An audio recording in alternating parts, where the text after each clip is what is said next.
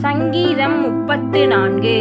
தாவீது அபிமெலேக்குக்கு முன்பாக வேஷம் மாறினபோது அவனால் துரத்திவிடப்படுகையில் பாடின சங்கீதம் 1 முதல் 22 வரை. கர்த்தரை நான் எக்காலத்திலும் ஸ்தோத்தரிப்பேன், அவர் துதி எப்போதும் என் வாயில் இருக்கும். கர்த்தருக்குள் என் ஆத்துமா மேன்மை பாராட்டும், சிறுமைப்பட்டவர்கள் அதை கேட்டு மகிழுவார்கள். என்னோடே கூட கர்த்தரை மகிமைப்படுத்துங்கள், நாம் ஒருமித்து அவர் நாமத்தை உயர்த்துவோமாக.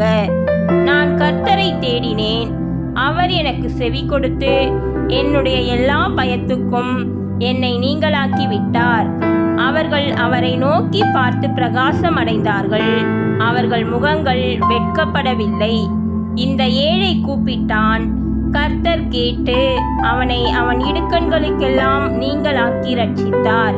கர்த்தருடைய தூதன் அவருக்கு பயந்தவர்களை சூழ பாளையம் இறங்கி அவர்களை விடுவிக்கிறார். கர்த்தர் நல்லவர் என்பதை ருசித்து பாருங்கள், அவர் மேல் நம்பிக்கையாயிருக்கிற மனுஷன் பாக்கியவான். கர்த்தருடைய பரிசுத்தவான்களே, அவருக்கு பயந்திருங்கள், அவருக்கு பயந்தவர்களுக்கு குறைவில்லை. சிங்கக்குட்டிகள் தாழ்ச்சி அடைந்து பட்டினியாயிருக்கும், கர்த்தரை தேடுகிறவர்களுக்கோ ஒரு நன்மையும் குறைவுபடாது. பிள்ளைகளே, வந்து எனக்கு செவி கொடுங்கள், கர்த்தருக்கு பயப்படுதலை உங்களுக்கு போதிப்பேன். நன்மையை காணும்படி ஜீவனை விரும்பி நீடித்த நாட்களை அபேட்சிக்கிற மனுஷன் யார்? உன் நாவை பொல்லாப்புக்கும் உன் உதடுகளை கபட்டு வசனிப்புக்கும் விலக்கி காத்துக்கொள்.